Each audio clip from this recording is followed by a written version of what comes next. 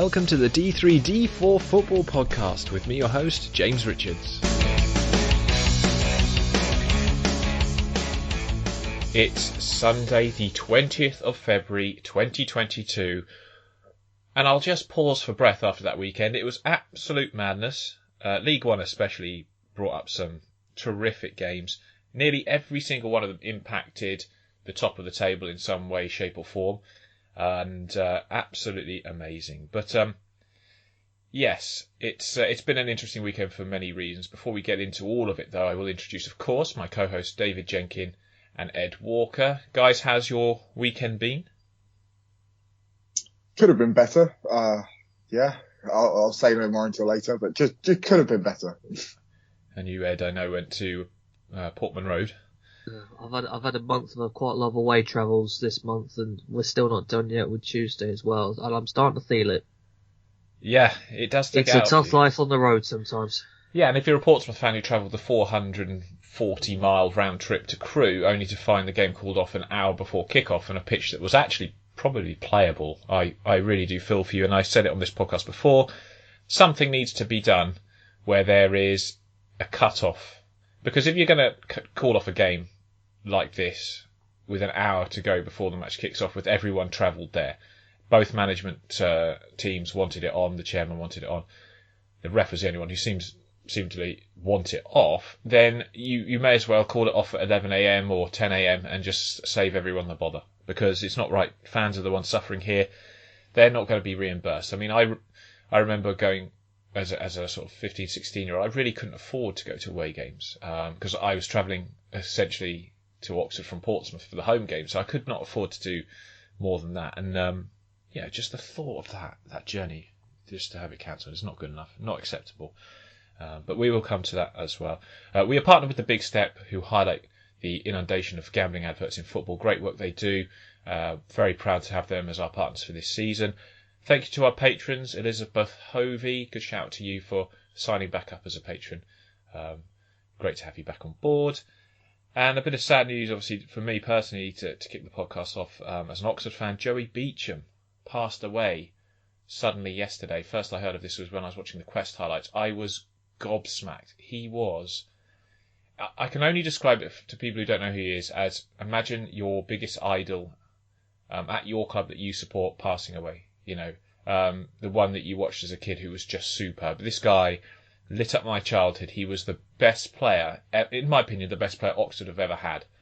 Could have played at a higher level. We sold him to a Premier League club in West Ham, only for him to get homesick and never play a game. That's a story for another time and well worth looking up. I did see a good video about it, I think on Tifo Football, maybe. It's on YouTube, so it's worth having a look about that. But he was superb. Scored the best goal ever seen at the Manor Ground, as voted for by the fans, and suffered after leaving the game. Had some personal problems, mental health problems, addiction problems, I believe, and it's again another reason why this holistic look at football that was the fan-led review needs to be put through in full, I think, because I don't know, there's no details about how he passed away, but he was only 50, and I fear it could be, a case of maybe self-inflicted. I don't know, though. I mean, that's just an assumption. But either way, it's such a loss, and may he rest in peace. Joey, you were a legend, and you lit up my childhood, so I share the grief of all Oxford fans, and thoughts with his family at this time. Really sad.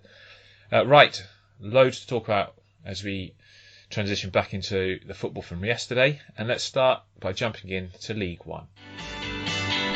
League One. And in League One, the Friday night game was Rotherham versus Wigan. I commend them utterly for actually getting this game ahead in what was a terrible storm. I used to have a garden fence before this storm hit.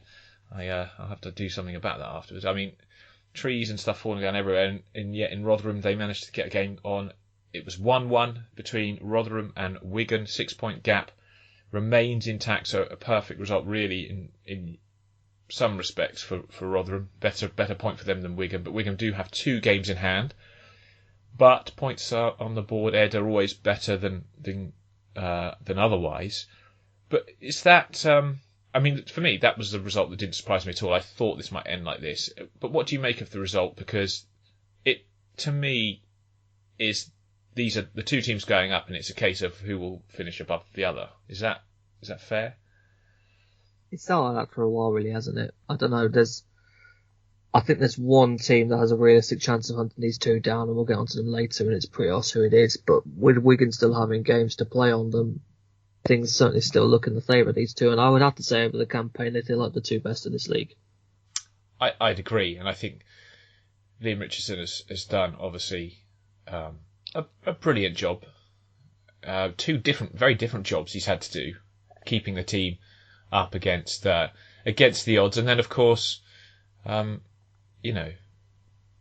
given this huge firepower that the transfer window gave him in the summer, different expectations, and so far meeting them.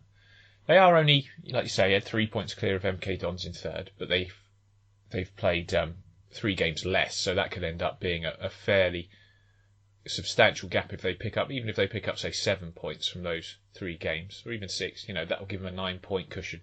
So, yeah, it does bode well for them in that respect. But there's still plenty of games left. I would be a bit premature, I think, to suggest that it is all over. But I do feel it would take a fairly big drop in form from either Rotherham or Wigan to see them overtaken. And obviously you also require another team to have an unbelievable end to the season, just keep winning to catch them and close that gap.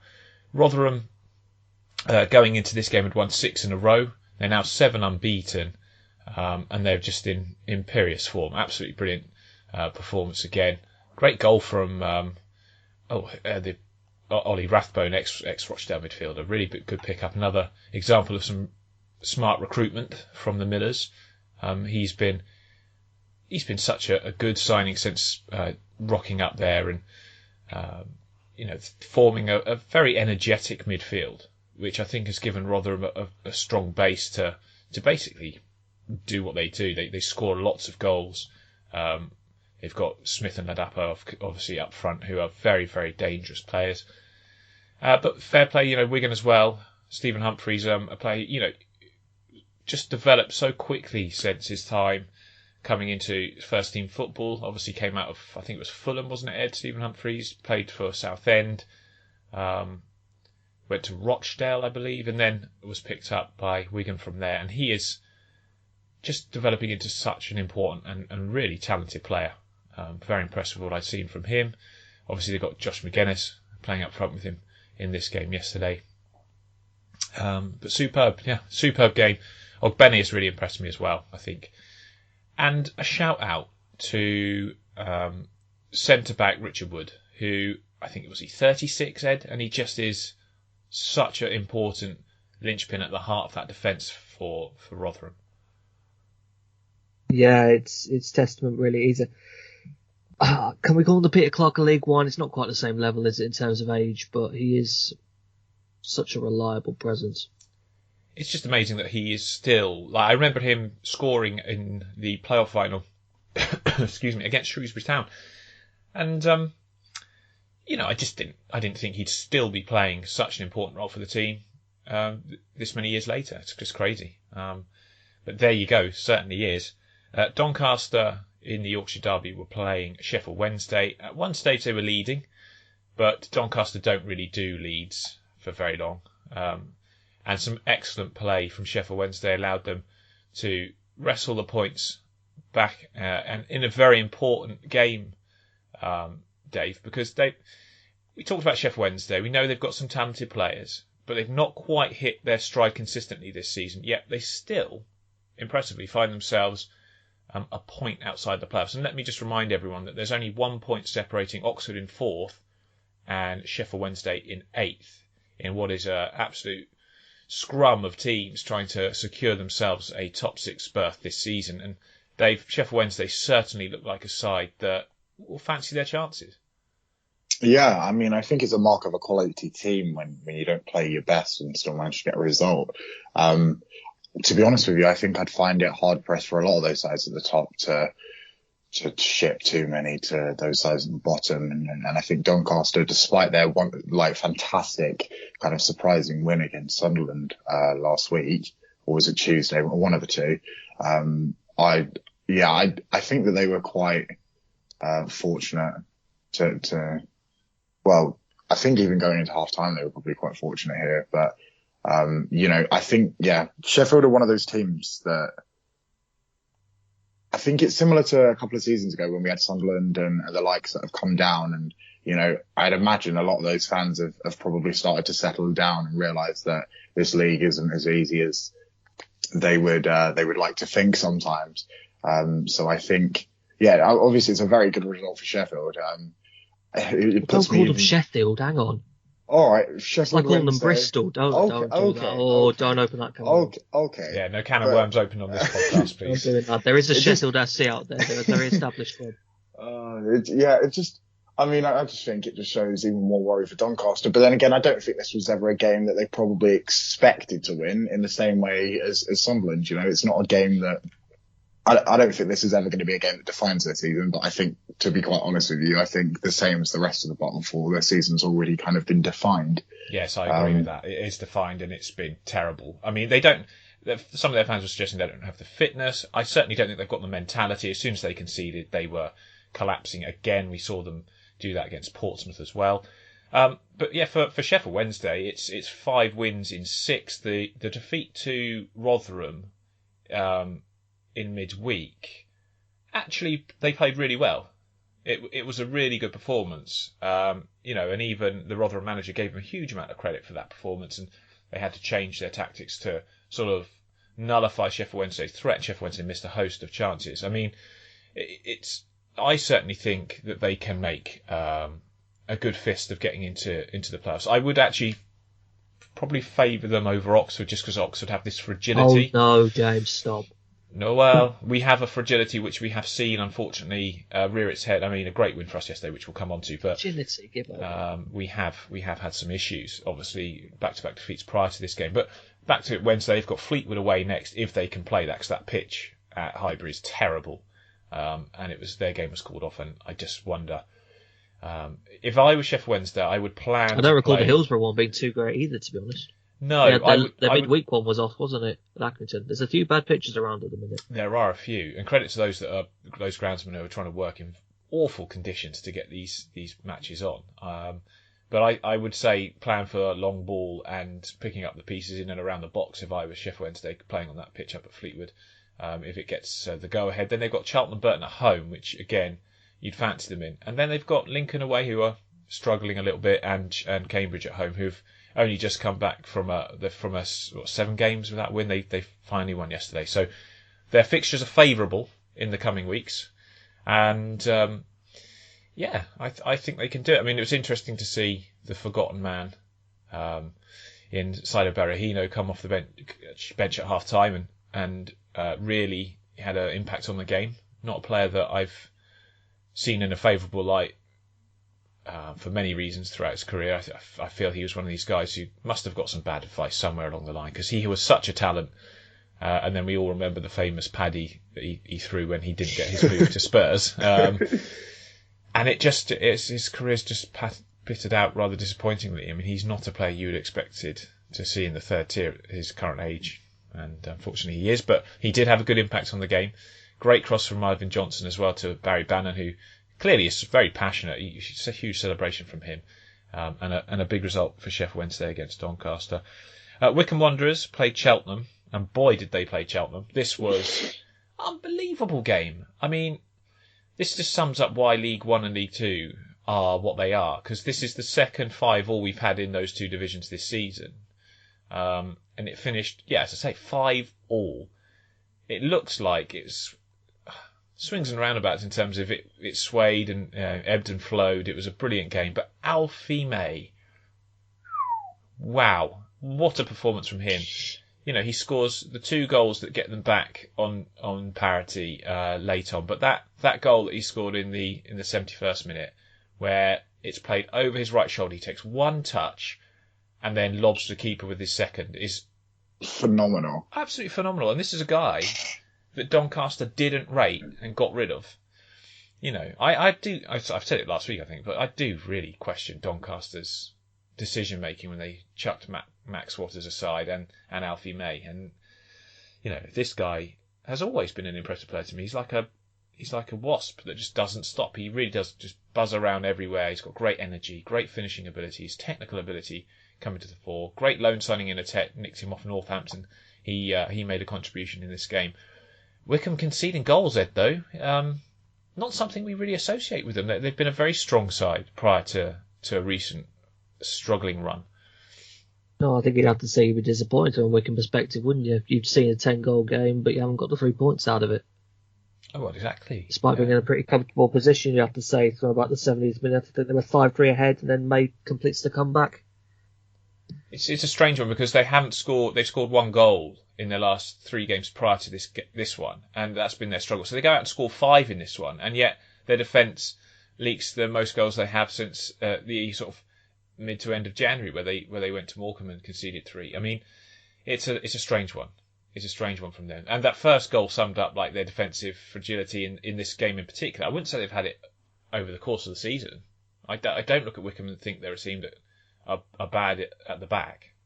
But for this game, they just seemed, they found a new level of ineptitude in the way that they allowed some of those goals. I mean, that first one summed them up. But they've conceded 40 goals against this season. 5 of them in that game today or yesterday. It's crazy. But the point, I mean, Cheltenham just trying to make sure that they stay well above the relegation zone. 10 points clear now, and I don't, like I said, we don't have much worries about them. Wycombe clinging on a little bit. Could be one of the teams that are looking over their shoulder at the likes of Sheffield Wednesday. And indeed Bolton, and indeed Ipswich, maybe Portsmouth if they can get a run going. But it's was it 5 games now without a victory for the Chairboys, and they'll be a little bit concerned by that because there are other teams doing rather well. Oxford United beat Charlton 4-0 yesterday, and apart from the first 10 minutes, Charlton weren't really in the game.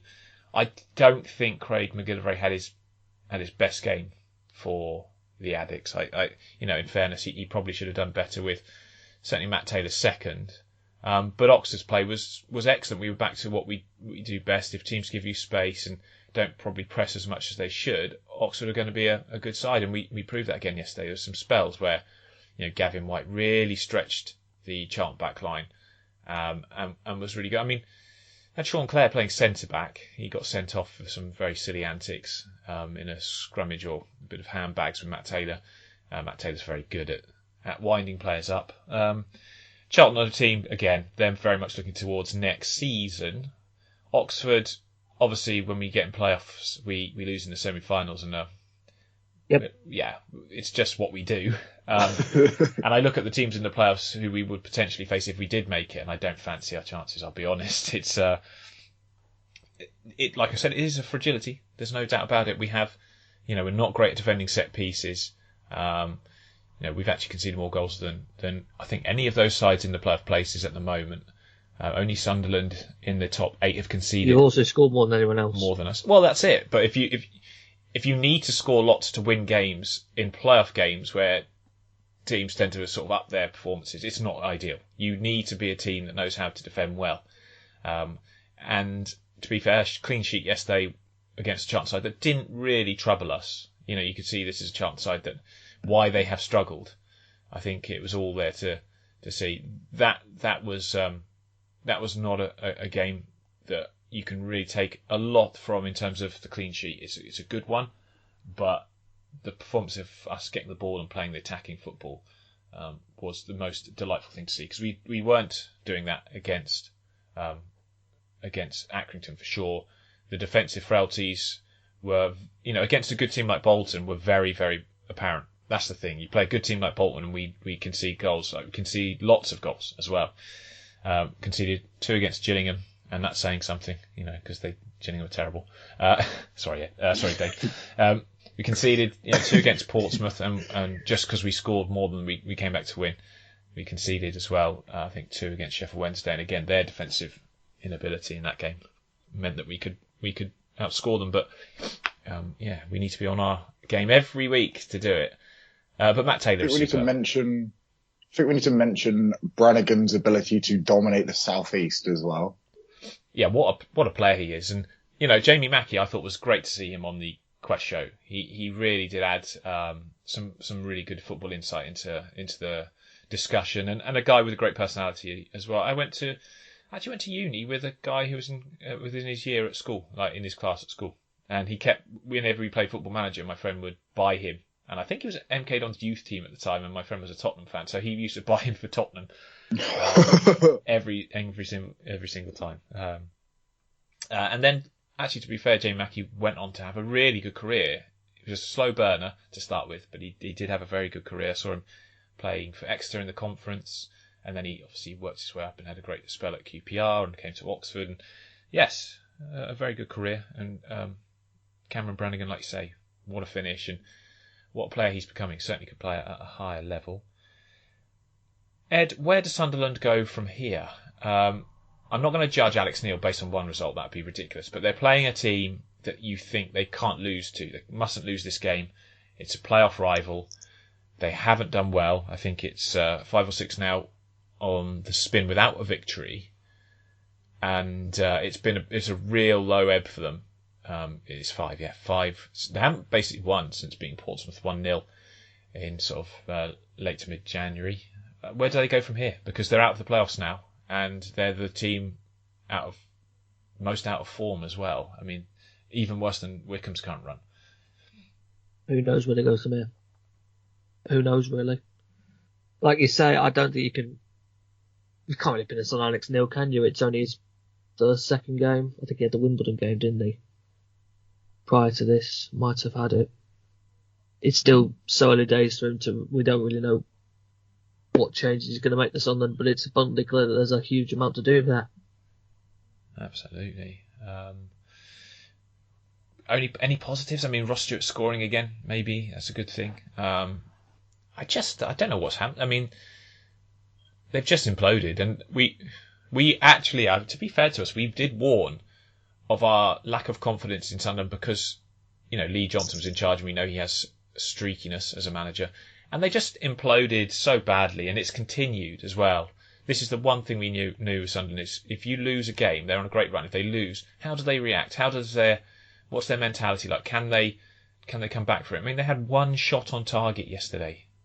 No, even though they had more possession than MK Dons, they had one shot on target. Just not good enough for a team with the ambitions that they have.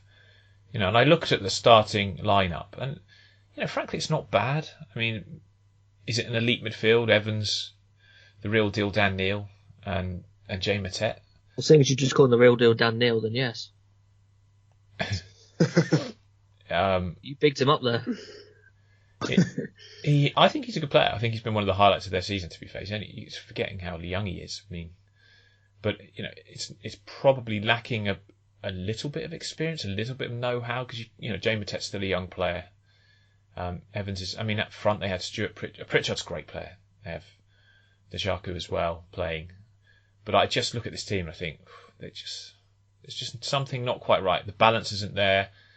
I think much like this whole League One season, it's best to just take a step back and just watch what happens, because who's to say that we don't come, let's be positive, who's to say we don't come a month from now and they've won all the games since? Well, I would say Sunderland fans would bite your hand off for that, but they probably, in their pragmatic... Listen, James, this is League One. As we know, anything is possible. Absolutely. Anything is possible. At this level of football, it's... we're watching Bolton and Ipswich with trepidation because they are steaming up the league. Before we move on, MK Dons, shout out to them. Great result for going away to Sunderland winning 2-1. The quality they have throughout their team. Matt O'Reilly leaving, I worried a bit because he was such an important player in their midfield. I mean, and I'm not saying by any means they're a one-man team. They're certainly not. But Connor Coventry slots into that midfield and has played superbly. O'Hora, Darling, Lewington have formed a pretty impressive back three. Good link-up play, good communication. I think Darling will certainly be one they'll struggle to hold on to. I just enjoy watching them. Tanai Watson is a pasty wingman who comes in. They've got Parrott, Issa, Twine starting the game. Connor Wickham obviously comes on. Probably should have had a brace. Could have done that certainly. They've got a decent bench as well. Nice changes they can make. But when they don't have the ball, they still manage to get the win, and a huge result that is for them. Because Ed, I assume this is the team you think are the only ones really that could trouble the top two. Yeah, and I don't rule it out at this stage. Even if Wigan and Rotherham do have more games to play than them, MK Dons are just going in a really, really positive direction at the moment. And to do this after losing Russ Martin in the way he left, I think deserves a lot more credit than it's being highlighted. Well, he left pre-season pretty much, didn't he? And yeah, Liam but Manning he'd done all, Liam Manning came in. I think we all kind of looked at it and thought, yeah, you just trust it. Even if you're not totally familiar with him as a person, you just back this to be what it was. And I go out there and say I think they're actually doing better now than they would if they kept mine. I think there's a more killer edge to this team that there wasn't as much last year. Maybe. That's a hot take there.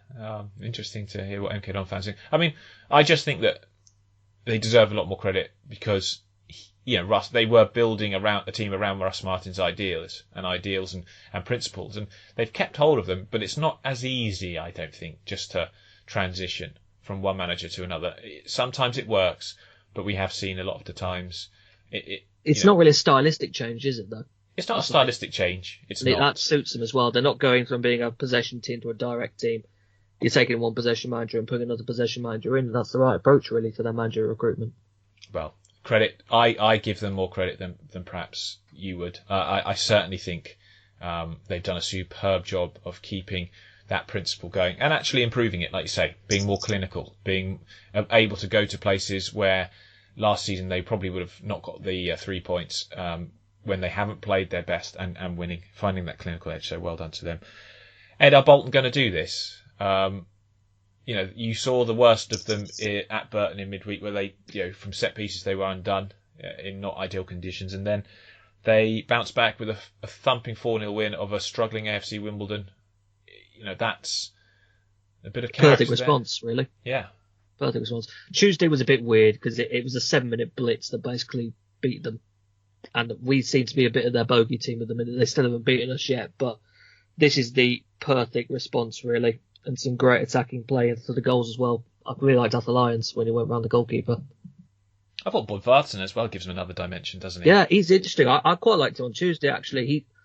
He's someone I'm sort of vaguely familiar with. He's a good size. He's actually quite nimble, I think, as well. Very agile player, which you don't normally expect from a person that big. No, I mean, I obviously my uncle's a Reading fan, so I follow him since his time there, and I think, yeah, you're right. I think that was an interesting. It's a very Bolton signing. Other people might not see the value in it, but there's loads of value in it, and it's a really good pickup. And this Dion team, Charles continues to have an exceptional record since signing.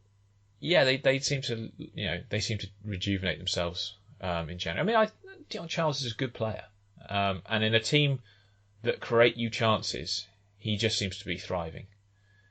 I mean, imagine being a striker playing in a Bolton team under Ian Eva. I mean, it would be ideal. I mean, you'd absolutely love it. And, to try and have Bodvarsson, Dion Charles and Afolayan all on the pitch at the same time, I mean, that's unfair, really. I think someone needs to go to the EFL and say, come on, man, can you dock them a point or something? Just because that's a bit of a cheat code. That, I mean, they've also got Fossey on the right, Declan John on the left, and then Dempsey and Morley playing in midfield. I mean, they are a good team. They are a very good team. It's just whether or not their poor form that they suffered sort of earlier in the campaign has left them too much to do. But if there's anyone who likes being left too much to do, it's Bolton. So we'll keep a close eye on them. Kieran McKenna, Ed, you were at the game at Portman Road yesterday. He's really changed the way this team play. I mean, I'll let you talk about this, but Wes Burns for me as well looks a bit rejuvenated since he's come in. But Ipswich in general look rejuvenated since he's been there. What are your thoughts on the Tractor Boys? Yeah, they're definite. This is definitely a different team to the one we had with Paul Cook, for sure. I didn't feel that blown away by them yesterday, which is a bit weird to say about a team that's just won 3-0. But I think they massively benefited from being ahead within 60 seconds. Getting a goal from Caden Jackson, who was an excellent performance from him yesterday. And I think it's probably been a long time coming from you, may have to say, considering I think that was his first goal since December 2020, people were saying. So it's been quite a while. Was he playing much under Cook? I don't remember him playing. I don't think half that squad played under Cook that much, to be honest. I don't think they were. if I recall correctly, but he had an excellent display. I felt Ipswich in the first half were quite uncomfortable with set-piece situations, which is obviously Burton's big threat. Christian Walton bailed them out on a number of occasions with the Joe Powell deliveries. They had a chance at the end of the first half. A horrible back pass from Fraser Blake-Tracy, latched onto by Sonny Aluko, a 2-on-1 in Ipswich's favour, and they messed it up. And I was annoyed that they messed it up watching it as an away fan, so I can only imagine how the home fans were feeling in that moment. But they came out the second half, just up the tempo really. They put balls over the top to runners in behind. When you got the pace of people like Kane Jackson or Wes Burns, it could really hurt you on the counter. And they picked Burton off, and it was a pretty comfortable result for Ipswich in the end. I kind of wonder how they're going to fare this season, because they're undoubtedly heading in a better direction under McKenna than they were under Paul Cook. The problem is they're not their only playoff shooters at the minute. You've got Sheffield Wednesday, as you say, who are looking strong, and Bolton, as you say, who are looking strong as well, out of those teams chasing those playoff spots at the minute. And I wonder how that kind of performance would compare against the top sides. But they're undoubtedly starting to show the quality we hoped they were going to have at the start of the campaign. Yeah, we had them finishing top, maybe a bit naively. But I look back and I think with Paul Cook's record, he probably should have done better there, and might have done if he'd had more time. I don't know, but they're an ambitious ownership group. They wanted to make that change. I think they've gone for a progressive manager, which is nice to see. I like seeing this. I think when clubs do, and I think this is what Bradford need to think about very carefully before they make their next appointment. I think we'll come to that. They really do need to take a lot of credit for doing what they did and getting the man. They backed this young man. He's going to be a really good coach. He's got great resume, great sort of references from all those who've worked with him. So Ipswich are in a upward trend. And I think that some of the best formed teams at the moment, worryingly for sides struggling, are Sheffield Wednesday, Ipswich and Bolton, teams in 8, 9 and 10 position in League One. Moving on, David, we'll come to you for this one. Gillingham 0, Plymouth Argyle 2.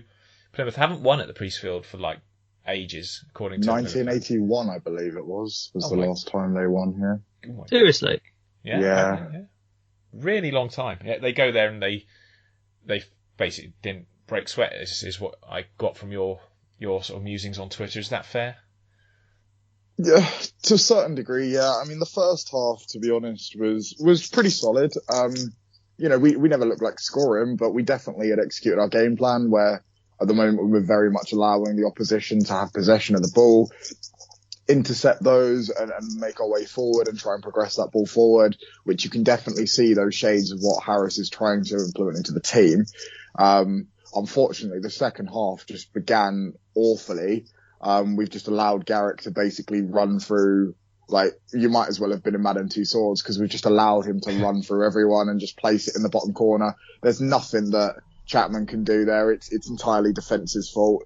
A bit of a mistake from Jack Tucker and a bit of misjudgment. And I think second half, it was a completely different side. We just absolutely fell apart. Just lots of individual mistakes all over the pitch that cost us. Then, a bit of an iffy one with the penalty as well, in my opinion.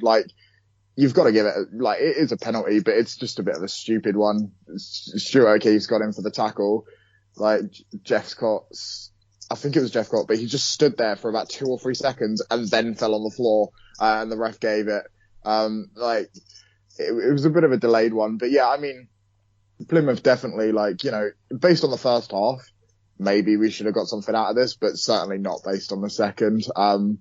And to be honest with you, I think given our attacking impetus, we don't really have anything up top. We're relying on Vidane Oliver and a 19-year-old, 2 19-year-old loanees alternating. Considering you can see the frustration of a lot of the players on the pitch, but they don't have the assistance that they had last year, with obviously Graham and Ogilvy, all of those kind of players that have obviously shipped out, Dempsey gone as well. Well, yeah, I mean, Ben Thompson being the replacement for him, but he just hasn't, I mean, obviously it takes time for a player to settle in, but I have to admit, I haven't been entirely impressed with him so far. I think he's trying to fill that Dempsey role, but I'm not sure he can do it in the same way. I'm not particularly happy with the fact that Ollie Lee as a cam is being played in centre mid as well. I would rather have seen Daniel Phillips there for a bit more physicality in a game like this. But yeah, I think, Plymouth always looked like that they were going to get something out of this. I just wasn't sure, or I was hoping it wasn't going to be in the way it was. And unfortunately, it was a collapse from Gillingham that has gifted them the win here. Absolutely. But let's give Plymouth their dues as well. 4 straight wins, 5 unbeaten. In the last 4 games, they've conceded just twice. And, I think they've scored something like 9 goals. So that, they're on 9 or 10 goals. They're impressive. They're impressive at the moment. They're a team that have found the form under Schumacher at the right time. It certainly deserves to be where they are as well. You can tell that by the way they played.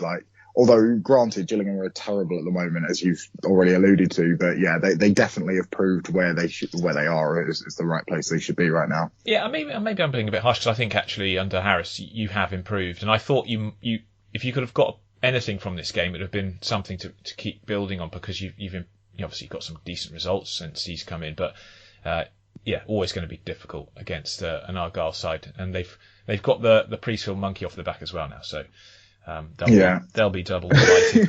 The only other game that didn't fall foul of the weather, and this certainly deserves a mention, was Cambridge 2, Accrington 0. Cambridge, didn't play that well first half, but Wes Houlihan, what a finish that was! He hit it first time. When you see it again, it does just show his quality. But That's so typical Wes, though. He just kind of strokes it in, doesn't he? Yeah, it does. Running onto it, just stroke it in the corner. And Cambridge sit 14th in the table. A team that I thought would really struggle, just, stepping up to this difficulty of level. They hadn't, I think it was, they hadn't won in 5 in the league in the games prior to this. It's not been quite as bad as perhaps people were making out, I don't think anyway, their little run. But it's their first league win since January. A lot of teams don't seem to have done much since January the 22nd seems to be like the last time a lot of teams won, and then they've gone on bad runs. It's weird. I think that's about the 3rd team I've mentioned that date, and then they've gone on these bad runs. But yeah, good result for them. Accrington, of course, doing what Accrington do and having just a really good season, regardless of this result. They've put themselves in a position where they'll be definitely playing League One football again next season, which is a credit to them. And Mark Bonner, certainly, you look at some of the people that make it to the honours list, this man, probably should get a shout out for it. Certainly from a Cambridge United fan perspective, anyway. Right. League tables. We still have Rotherham leading the way, top with an amazing 69 points from 32 games. Obviously played 2 games more than Wigan. They've got 63 from 30. They are 3 points ahead of MK Dons, who've got 60 points from 33 games. Obviously, that's 3 less than Wigan and 1 less than Rotherham in terms of games played. And then Oxford, who've played 33, got 56. Argyle, 31 and 56. They've got a couple of games in hand, so they could move up. And maybe outside chance of them pushing the top 2 if they win those games in hand. I mean, it's a big ask. Then you got Wycombe clinging on to the last place spot by virtue of a single goal in the goal difference column. 55 points from 32. Sunderland 55 from 33. And then you've got Sheffield Wednesday 55 from 32. Ipswich 51 from 33. Bolton 48 from 33. But they're Bolton and they love that sort of deficit and just slowly eating away at it every week. Portsmouth 44 from 30. And then at the bottom, Doncaster and Crewe well adrift. Crewe bottom, 22 points from 32 games. They look like they're heading down. Doncaster at 25 from 34. Played the most of any team in that scrum at the bottom. And well adrift. Gillingham 26 from 33. And then the interesting one, Morecambe 30 points from 32 games. And AFC Wimbledon 31 from 32. Everyone was bigging up Mark Robinson as this great coach, and I'm not saying he's not a good coach, but I thought that was such premature praise just because they had a good start to the season. They are really struggling at the moment, AFC Wimbledon, and they are in danger. I mean, they're out of the relegation zone by virtue of other teams not really being able to close the gap, but they are in no good shakes themselves. Fleetwood 32 points from 31. And Shrewsbury 34 from 32, the other team, looking worried. I think Lincoln have a bit too much to be that concerned, but they still need to be careful. Right. It's time for League Two. League Two. And Ed, Forest Green lost for the first time in 19 matches. It had to be against Mike Flynn and Walsall, the new manager for the Saddlers, announced. I talked to you about this last week, and I swear I said I'm sure he won't be looking. Yeah, I was listening to last week's pod on the way back to Ipswich, James, and I was looking at it thinking, oh, we've got a lot of that call wrong. Yeah, because I think we said as well we didn't expect Adams to go either from Bradford. Well, we did not do well. I think Bradford didn't get the memo that they're not allowed to sack a manager until after losing to Oldham. Maybe they thought they'd get it over with quickly. I mean, I don't know. They've broken that tradition. I'm quite annoyed with Bradford about that, actually, because that's just funny. But yeah, Walsall. This sums up Walsall quite well. They embarrass themselves with a defeat at Scunthorpe, really poor, and then they go and beat the top two teams in the division. So there you go. It's what you've come to expect from Michael Flynn, though, isn't it? As a manager, it's kind of what you've come to expect from him at this baptism level. of fire, isn't it? He immediately improved Newport. He's a pragmatist as a manager as well, isn't he? Let's be honest. He won't go in there and try and make them Brazil overnight. What he'll do is, which is what he did in the Great Escape at Walsall, is just build a team spirit, a backs against the wall, fighting mentality. He talks about togetherness in all of his press conferences, and he always has done. And he'll get them more organised, better set up. He'll utilise their strengths a lot better. I think if given time, he'll slowly but surely improve the team. He'll try and play. I mean, if you look at the revolution, or the evolution, I should say, because it was evolution rather than revolution at Newport, they slowly improved their style. The pitch didn't help them in the early years, but they certainly became a much better team to watch as he built the team in an image that he liked. But they were pragmatic. They managed to get results, and that's what Walsall need right now more than anything is results, just to secure their place in the division this season. It gives Mike Flynn, who I think is a coup. It's a real coup signing Mike Flynn. I do believe his pedigree. Absolutely massive coup.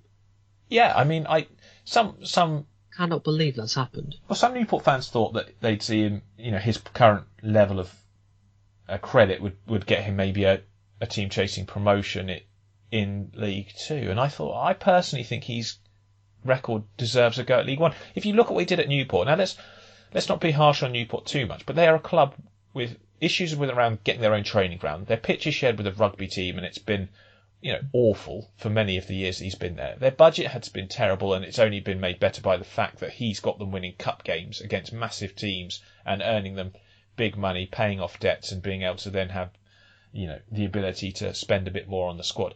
Mike Flynn did all that. Look at what they were 11 points adrift of safety when he came in with 12 games to go, and he turned it around and they stayed up on the last day. I mean, this is a man who doesn't get enough credit for being a great tactician, doesn't get enough credit for being a motivator. He is an absolutely superb coach.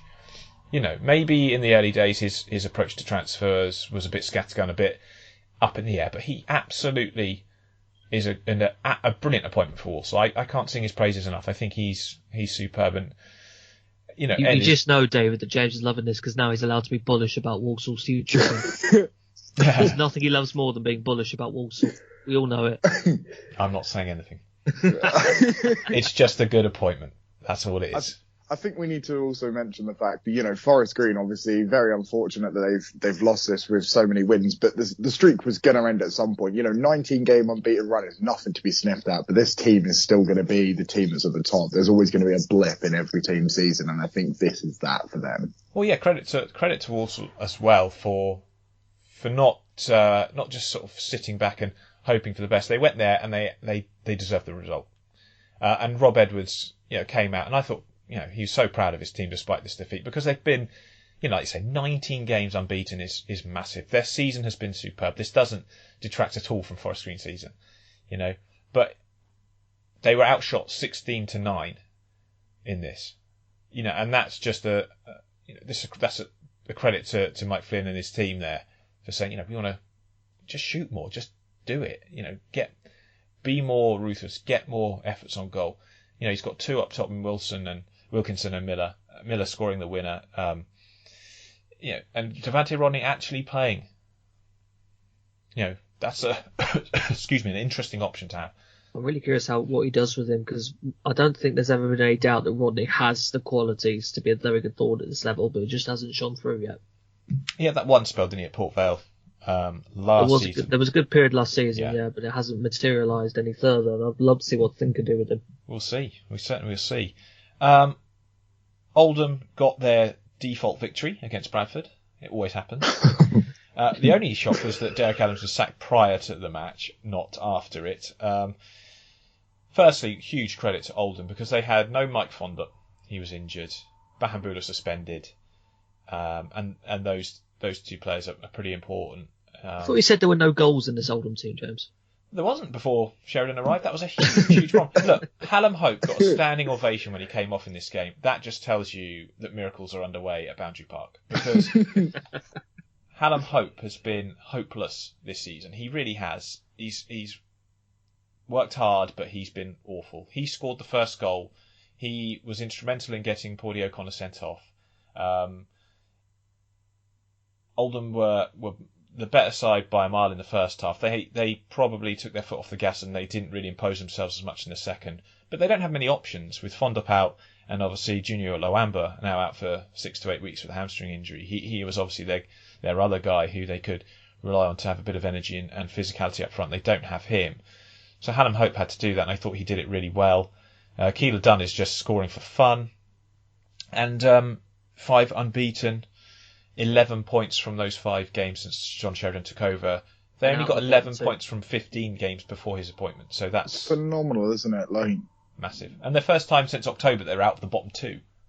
Excuse me. It's just a mad stat. It's crazy how John Sheridan can be perceived as such a dinosaur in other clubs, and he rocks up at Oldham and it's just standard. It's funny. He just suits so well. It's incredible. Fits them like a glove. Really does. But Bradford are a terrible team. They are poor.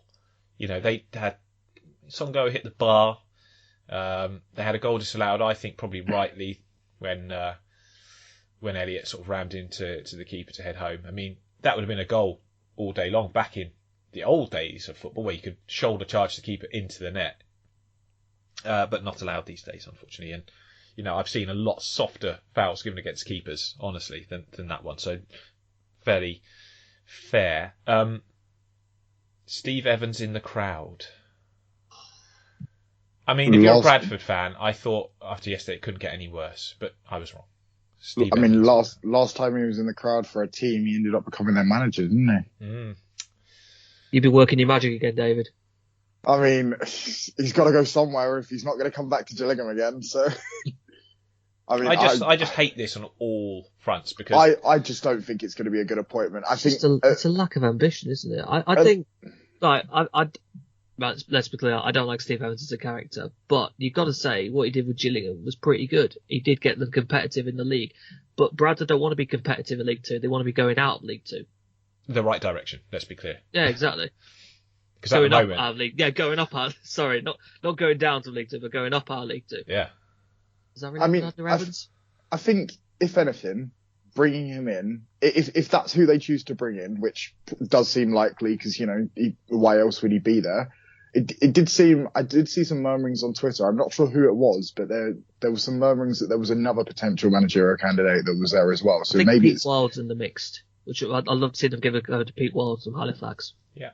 Yeah, I think that's so much more progressive than Steve Evans, because basically you've got rid of Derek Adams, who is a results manager. He's not a manager that plays particularly pretty football, or a manager that endears himself in his character to fans. He's a man that if he doesn't get results, he'll quickly lose the fans, and that's exactly what happened at Bradford. His football was atrocious most of the time. His attitude when challenged by supporters was awful. And he's gone. Steve Evans comes in. He's another manager that if results are going well, you can stomach him.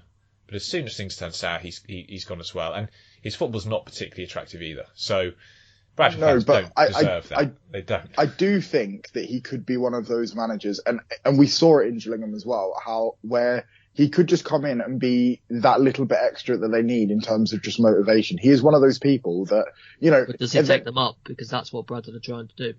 Well, sure, but I don't know if any appointment that they get is necessarily going to make sure that happens. I think right now what they need is somebody to steer the ship and keep things stable. And actually Evans would, at the very least, even if they was to have him till the end of the season, I think he provides stability in certain aspects, even if he doesn't. How much is he paying you, David? No, Genuinely. none. I just genuinely, just like... I honestly believe that he would provide them with some sort of stability. And I know now what you're saying. they don't have any. I know what you're saying, but I'd be loath to see. You know what I want? Go from if he gets announced, I want David to go out to that Valley Parade pitch with a microphone and tell the Bradford fans exactly what's about to come from Steve Evans, and just duck and hunt the cover. You lucky people. Let's be having you. Look what you've got. Yeah.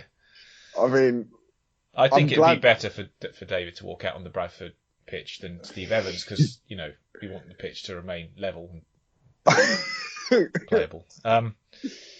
I just don't like it in any way, shape, or form. I'm with Ed on this. I think that you're going from one results manager to another. I do get what you're saying, David. Of course, he could have a short-term impact, but in terms of, like, let's look at his last few jobs. Like, he didn't do short-term impact. It's Bradford City. He didn't do well at yeah, exactly. Every manager's short-term. He didn't do well at Mansfield. I mean, he looked like he was going and he jumped ship. Peterborough then got rid of him because he didn't get the desired results there. It's been years since his last promotion. Yeah, he just bounces around from clubs complaining a lot.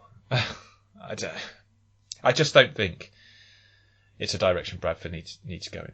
I mean, the only thing that I think gives him his saving grace is the last couple of seasons for Gillingham. But then again, like the personnel he had and the fact that he came in right at the beginning, he didn't come in mid-season, so that's also another factor. He can't use the excuse with Bradford. He's got the lowest budget in the league either. He's got to find something else to say that he can use if that happens. Well, he's outside of a transfer window, isn't he? So too much pressure of expectation is what he'll use or something. Yeah, we'll see. But I'd be interested. Bradford fans, let us know. That's the thing. It's what do the Bradford fans think? Because they were voting with their feet to an extent under Derek Adams, saying that a lot of them were saying that they don't want to go to the games because it's so dire, and that's when you lose that connection with your club. We're seeing what John Sheridan has done with Oldham. That thousands of fans returning because of what he means to them and what he galvanises at Oldham. He is in essence what Oldham has always been about, like a small club fighting above its sort of level, and having that spirit about them. Bradford needs something like that potentially, but they need to look for also a bit long term and have a plan going forward. We've got some promising youngsters, which Finn's cousins Dawson. I think they've got Scales, Staunton, people like that who were just left out of the side under Derek Adams, and I think that's not healthy. I think you can bring them on. They're going to develop into good players if they're given the right opportunities. Right, let's move on from this because we could argue with David all day about Stevens. But another team that David did back pre-season was Northampton. They beat Colchester 3-0 yesterday.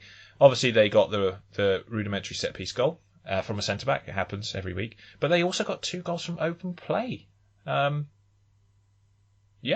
I was quite shocked. This isn't like Northampton at all. No. 3-0. That's too comfortable. It's the 16th clean sheet of the season as well. Like, unbelievable, yeah. Unbelievable. A huge credit to them for that. Because also they had McWilliams out in midfield. They're struggling in terms of he's an important player. Sowerby was touch and go, but did manage to get 70 minutes in his leg in the game, which excuse me, I'm struggling with my voice a bit here, but yeah, that was impressive to do that because they were struggling. Colchester are a team who've been better under Wayne Brown for sure, so not to be sniffed at this result because great finish from Hoskins, who I think's just underrated or doesn't get enough credit. He's been a really important player for Northampton for a number of years. That finish was top notch, and they didn't have more possession, but they got 3 goals, another clean sheet, and I do like the fact I like this formation they're playing now. It's better in my opinion than the 4-2-3-1. I like the 3 at the back. I like Magloire, who's very pacey. At one point, I think he had a record for the fastest 100-metre sprint in football. There was a big thing about it when he was at Blackburn or something like that. I remember reading. But Pinnock playing in an attack with Apire and Hoskins. None of them big or physical, but they managed to impose themselves and get the get the win. Yeah, it's good to see. They've also got a decent bench with Danny Rose, Besler Barla. Ashley Seal coming off the bench to score. He hasn't really featured much recently, Benny Ashley Seal, but again, getting an important goal to maybe give him a boost in confidence. They've got a good squad, and that win puts them right back in the mix. They're in third place, leapfrogging Exeter City, whose game was cancelled. So, really good stuff from John Brady's side. And still 2 games in hand over Tranmere as well, with just 1 point behind. Indeed, positive times. Positive is not a word you can use if you're in Carlisle right now. 3-0 defeat to Swindon Town. Had to be Harry McCurdy, who received a big bonus of 26p from a young fan. Great story. £7,000 now crowdfunded for that family. If you haven't heard this, basically a young Swindon fan wrote to the club saying that his mum can't afford to take him to games. She can't actually afford food, is what he was saying. But he would love to come to matches, and he sent 26p to Harry McCurdy, who's his favourite player. One thing I would say about this, and I don't care about politics or who you like in politics, but in a country as wealthy as this, it's a disgrace that there are families where children are unable to afford to be fed by their parents. It's disgusting. There are more food banks in our country now than there are McDonald's restaurants, and again, in a thriving Western economy, it's disgraceful. And I won't say any more about it, but it really it's not acceptable. Not acceptable. And credit to all of those who contributed to this crowdfunding. But we shouldn't be having to crowdfund for families to be able to afford to eat. It's not good enough. But speaking of not good enough, Carlisle's defending was shocking. Their performances of late have been shocking. Their transfer window, I thought, was poor at best. Keith Millen has been, uninspiring, and as much as he wants to allude. I mean, I hate it when managers say they've just lost 3-0 and they say if you take out the 3 goals, there wasn't much in the game. Oh, for goodness sake! Well, but the goals are what matter. That's all that matters. And I can't stand it when managers say that in post-match interviews. I know what he was trying to say, but it's just, don't say things like that when you've been trounced 3-0 and you're in the bottom 2 of the EFL and in danger of losing your league status. You know what Carlisle need right now? Derek Adams. You reckon? Another Keith Millen. Keith Millen was an appointment. I didn't like that appointment at the time. I know he goes back to his 6 games where they only conceded twice and they looked better. But if that's what you're sort of pinning your hopes on, it's been so poor. I know the thing for me is they've lost a lot of good defenders. Rod McDonald's out and he's at least experienced. Kelvin Mella is out and again experienced and a good player. They're key guys missing, and they look like this defence is just full of youngsters who are just not good enough. It's not good enough for Carlisle. 8 games, is it now? Ed, is this run now 8 games without? I don't see how they get out now with Oldham gone. Who do they drag in to replace them? Colchester Lim, maybe. That's the only other team I can see that will drop into that position. Keith Millen basically said the problem is they're giving away soft goals they can't defend. They can't score either. I mean, this is not a team that scores goals. Their XG is terrible. From open play, their XG... Joint lowest scorers in the league alongside Scunthorpe. Dreadful. It's not... it's just dreadful. And this is... I'm not going to defend the sacking of... I'm not going to say the sacking of Chris Beech was wrong. He hadn't done well enough. But, for goodness sake, if you're going to get rid of a manager who had at least shown some sort of plan and had some ideas, you've got to bring in and be more decisive in what you do. David Holdsworth, how he's still in a job. He says that Keith Millen chose the players and he went out and got them. So, if that's the case, fair enough. But just appalling. Appalling performances. Shocking defending yesterday. It's not enough for a manager to say, well, at least my team were trying and they didn't give up. Well, they lost 3-0 at home. And Swindon have been in no great shakes themselves recently, let's be honest. They've not, they're in 7th place But they've been struggling a little bit. Prior to these back-to-back wins, they've gone 5 without one. The form was not great even before that. So it had to be Harry McGurdy that came back to haunt them, of course. Great finish from him. But I'm really, really worried about Carlisle. I don't see in this squad anything that gives me hope that they can necessarily turn it around. So we'll have to see. But I agree with you, Ed. Yeah, not good. Newport and Mansfield. Lots to talk about in this game. The most impressive thing for me was Dom Telford's 1980s haircut. He's gone for a Lovejoy mullet. It's great to see. Not a style I thought would ever come back. But yeah, Dom Telford. He's endearing himself to me more and more, this guy. Brilliant stuff. Scored yet another goal in a 1-1 draw. Ed, tool by name, tool by nature. What was Joe O'Toole doing? No, I don't know if the term typical red card exists, but that is a typical Joe O'Toole red card. Off the ball, his aggression getting the better of him. Headlock. I think he had his arms. I think he had his arms basically around Baker Richardson's neck. Yeah, choke hold. It's an issue with him. He does pick up reds. He looked incredulous that he got sent off, and I thought, "What? Seriously? I don't know how. You nearly choked someone to We've death." all seen what you've just done. Yeah. You've got nowhere to hide here. I think Clough was quite right to call out him and Hawkins for even getting involved. You're 1-0 up away from home, in control of the game. Wasn't a need to at all. No, not at all. It's just a ball out for a throw. Don't get involved. And Ollie Hawkins picked up his 10th yellow card, so he's out for 2 games after this. Joe O'Toole will be out for 3. That's Lucas Akins at centre back then. Yeah, well, yeah. Just put him in where you need to. But Mansfield haven't lost it to November. It's is it 13 unbeaten in all comps now? It is a long unbeaten run, yeah. And they're looking good. But they could have had 2 more points yesterday, and I do get the frustration from Nigel Clough, because that was a self-inflicted one. Was it a penalty, Ed, by the way? We're seeing... I can't remember the foul. It was the handball. Oh, it was a handball, wasn't it? Yeah, like someone point smashed blank range. it. Quite cruel.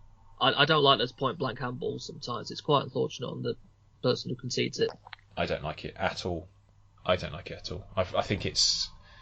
think handball used to be like, if it's intentional, unintentional handball, where if your hands are at your side... I still don't know what handball is, honestly, watching some games. I can't work out what is and isn't now.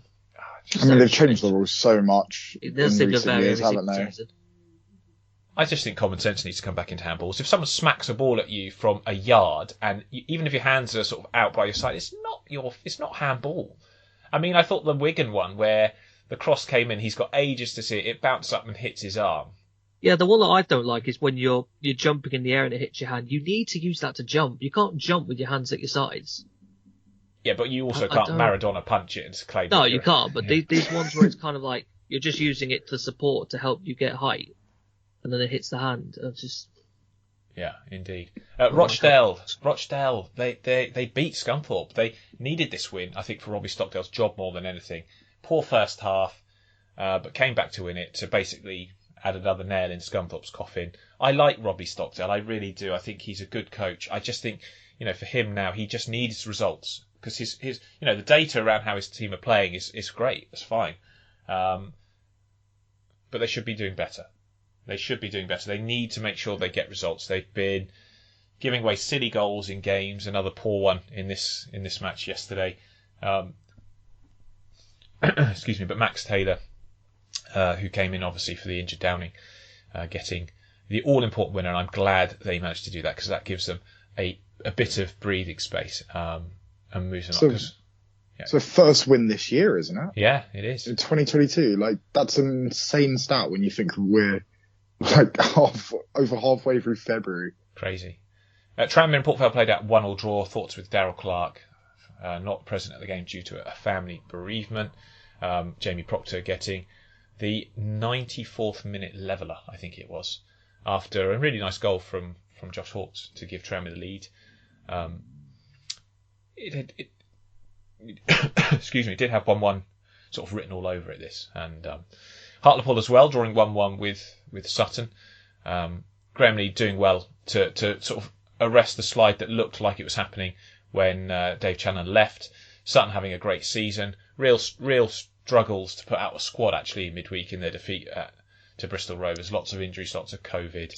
And yeah, despite that, they are a team that has impressed me. Probably most impressive team in League Two for me this season, just for what they have been doing. Let's end, though, last couple of minutes of the pod. Stevenage 0, Bristol Rovers 4, 3 clean sheets in a row for the Gas, 1 defeat in 10. Are they going to make the playoffs, Ed? Oof. I don't think oof will quite cut it. I'm debating it in my head. I don't really know. This is going to be a fun little run-in for them. They've got a very good squad. They're making an assault on it for sure. They've got a very, very good squad. It finally feels like a settled side, which has been we've been waiting for all season, really. And the quality of people like Elliot Anderson they brought in, or Anthony Evans, or Sam Nicholson, or Aaron Collins, that front line now is firing. They've got a bit of grit with Ryan Loft as well, haven't they? The quality of having someone like Sam Finney in your team as well. Oh, what a performance he put in yesterday. Fantastic player.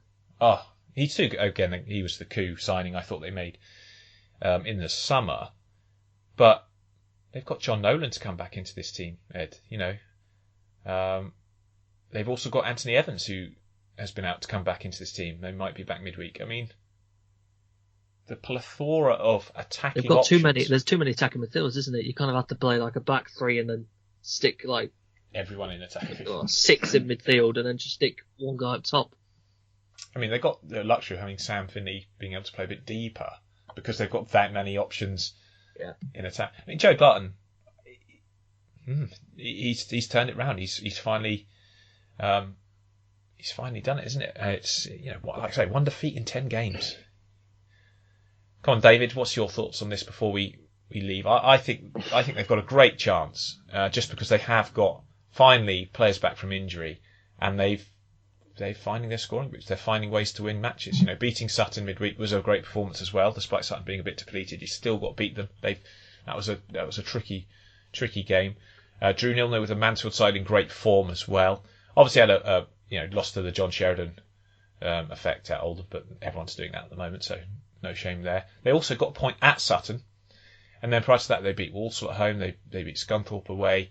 They drew at the county ground Swindon, beating Hartlepool, scoring 4 against Rochdale in that mad game, that 4-2 game back in December. So that they are finding ways to win and score. It's interesting. Yeah, I mean, I just wonder whether this form is something they can keep up, though. I think, obviously, it's really good and really positive for Gas fans that they've been able to kind of gather this momentum.